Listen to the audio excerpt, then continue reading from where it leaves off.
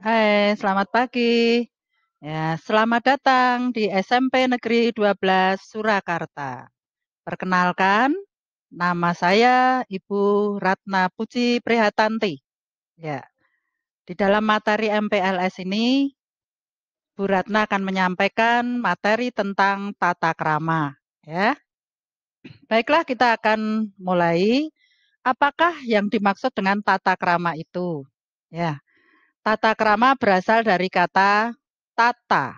Tata itu adat ataupun norma. Ya, kemudian krama adalah sopan santun atau aturan dari sebuah tindakan. Jadi, untuk tata krama memiliki pengertian norma atau kebiasaan yang mengatur sopan santun dan telah disepakati oleh lingkungan.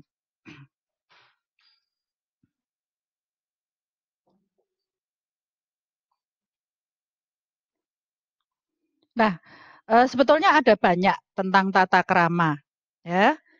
Kurang lebih ada 13 macam tentang tata krama, tetapi di sini Bu Ratna hanya mengambil 3 saja, ya, yang penting untuk kalian dan yang biasa kita lakukan dalam kehidupan sehari-hari di lingkungan sekolah. Yang pertama, tata krama tentang berbicara. Ya, ini penting sekali untuk berbicara. Jadi yang pertama, fokus kepada lawan bicara.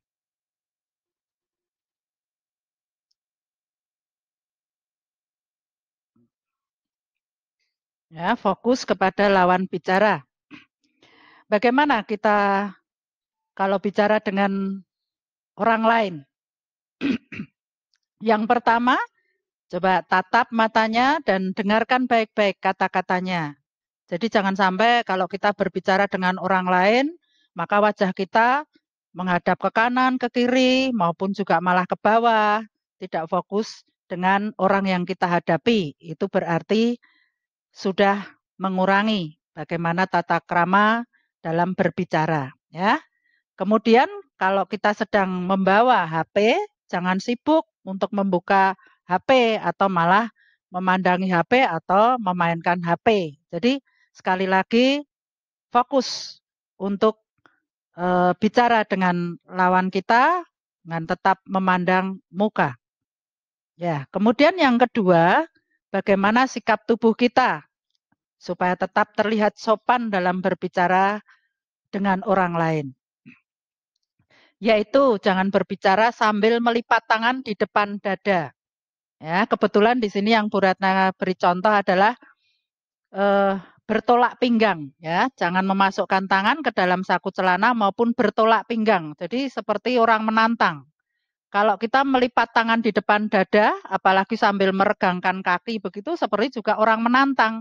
Nah, ini berarti kita tidak menjaga sikap tubuh dalam berbicara dengan orang lain dalam keadaan sopan. Nah, jangan sampai seperti itu ya. Kemudian yang berikutnya, yang ketiga, jangan terlalu mendominasi percakapan.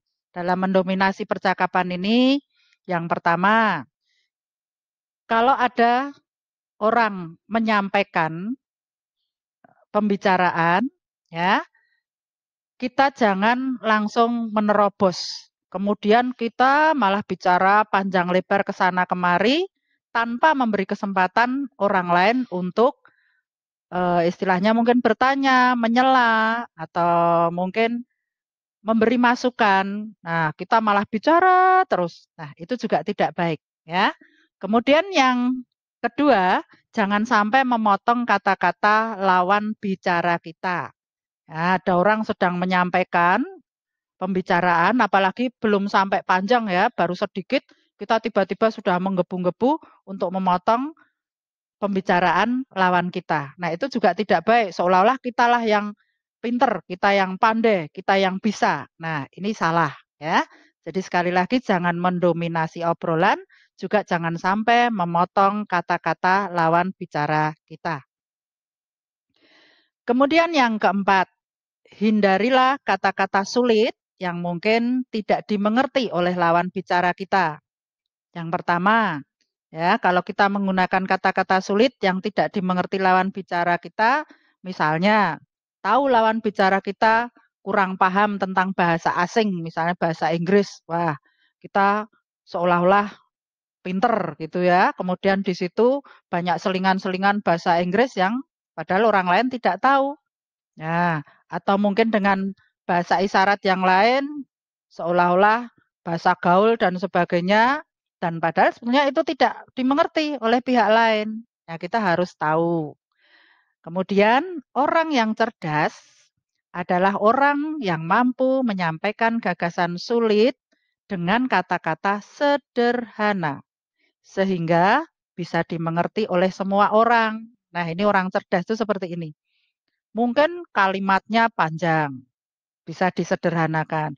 Mungkin bahasanya harusnya susah untuk bisa dimengerti. Tadi ya terlalu mungkin banyak bahasa asing dan sebagainya. Bisa kita ganti ya dengan bahasa yang lebih sederhana sehingga mudah dimengerti oleh lawan bicara kita.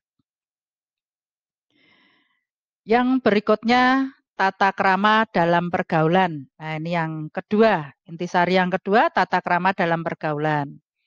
Dalam kehidupan sehari-hari, ya, di tengah-tengah masyarakat. Nah, kalau anak-anak berada di lingkungan sekolah, kita bergaul, ya, dengan teman-teman kita, ya, teman-teman kalian, kemudian dengan Bapak Ibu guru, kemudian juga dengan karyawan. Nah, bagaimana dalam bergaul?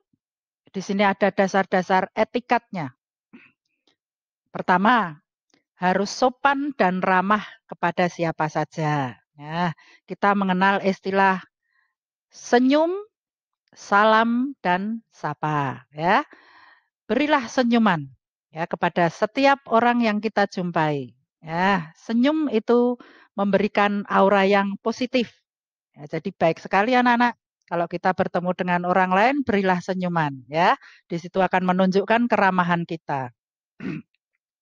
Kemudian jangan lupa salam. Nah, misalnya saat itu pagi. Nah, kita beri selamat pagi, Pak. Selamat pagi, Bu. Nah, itu menunjukkan kita adalah anak yang ramah atau sopan. Kemudian ada senyum, salam, sapa. Ya tadi, ya. Selamat pagi, Pak. Selamat pagi, Bu. Ya.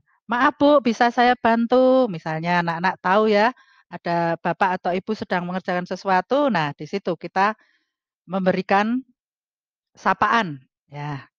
Yang berikutnya yang kedua, memberi perhatian kepada orang lain. Nah, ini dalam pergaulan ya, kita ada perhatian kepada orang lain, termasuk nanti kaitannya kalau memang orang itu perlu dibantu, maka di sini kita tunjukkan kita ingin membantu. Ya. Contoh misalnya ada Bapak Ibu guru terlalu banyak membawa barang bawaan. Nah, kita bisa dengan sopan dan ramah, "Maaf Bu, bisa saya bantu?" Ya, anak-anak membantu membawakan barang yang dibawa oleh Bapak atau Ibu guru ya. "Maaf Pak, bisa saya bantu?" Nah, ini nanti diantar ke kantor guru dan sebagainya di mana Bapak atau Ibu meminta tolong kalian, memerintah kalian untuk dibawa kemana barang tersebut. Ya. Kemudian memiliki rasa toleransi.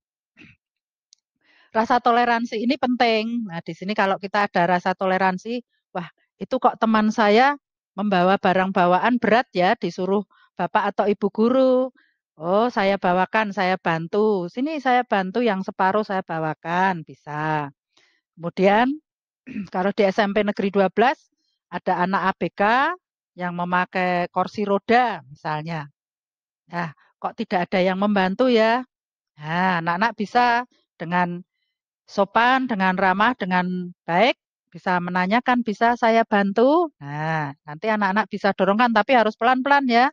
Juga harus ngerti bagaimana caranya. Kemudian yang terakhir ini juga bagus nih, dapat menguasai diri. Termasuk mengendalikan emosi dalam situasi. Anak-anak ini biasanya kita lihat dalam diskusi sehari-hari ya kalau sedang pelajaran. Jangan sampai nanti dalam menguasai diri ini anak-anak merasa menang sendiri, kemudian tidak ada pemecahan masalah yang baik, malah tidak bisa menguasai diri, marah-marah, ya, sampai akhirnya pukul-pukulan sama teman-temannya hanya karena tidak bisa mengendalikan emosi dan tidak bisa menguasai diri. Nah, akhirnya bukan pemecahan masalah yang bisa kita dapatkan, tapi malah membuat masalah yang baru, menjadi perkelahian. Nah, itu sangat tidak baik. Ya, baik, berikutnya. Nah, agar terjadi hubungan yang selaras, serasi, sesuai dengan etika pergaulan, untuk seseorang perlu bersikap, menghindari sifat acuh tak acuh, mengetuk pintu bila memasuki ruangan atau suatu tempat. Ini penting sekali. Misalnya anak-anak mau masuk ke ruang kepala sekolah, ya, ketuk pintu dengan pelan, tidak usah keras-keras. Nah, kemudian dibuka, mengucapkan salam kepada ibu kepala sekolah. Ya. Atau juga mungkin masuk ke ruang guru. Ya istilah orang Jawanya, jangan langsung kuncul-kuncul gitu ya. Nah, coba ketuk pintu dulu, kasih salam, "Selamat pagi Pak, Bu, maaf bolehkah saya masuk?" Nah, kemudian memberi salam bila berjumpa seseorang, tadi sudah Bu Ratna sampaikan. Jika anak-anak terlambat masuk kelas. Nah, ini juga penting tadi ya, ketuk pintu, kemudian bilanglah, "Mohon maaf bila terlambat." Nah, ini juga tidak boleh tadi langsung nyelonong saja. Ini sangat tidak baik. Kemudian yang berikutnya melakukan perintah dengan wajah yang jernih. Ya, jangan sampai kelihatan kalau ya istilahnya disuruh Bapak Ibu guru, nah wajahnya merengut ya, tidak menunjukkan wajah yang jernih. Kemudian mengucaplah terima kasih bila menerima bantuan dari orang lain. Ya, rendah hati, tidak sombong, ya, tidak merasa menangan sendiri. Nah, ini juga penting. Siap membantu sesuai kemampuan. Jadi seperti tadi kalau misalnya ketemu, oh ada bapak atau ibu guru membawa buku, ya mungkin anak-anak mau membantu atau membawa laptop dan sebagainya. Ya, membantu sesuai dengan kemampuan, jangan semua memang wah diminta seolah-olah wah biar saya dinilai ya begini. Nah, itu malah menunjukkan kesombongan. Bantulah sesuai kemampuan kalian. Kemudian dapat menempatkan diri dimanapun kalian berada. Sanggup menyesuaikan dengan lingkungan. Nah, ini ada kaitannya. Dapat menempatkan diri dan sanggup menyesuaikan dengan lingkungan.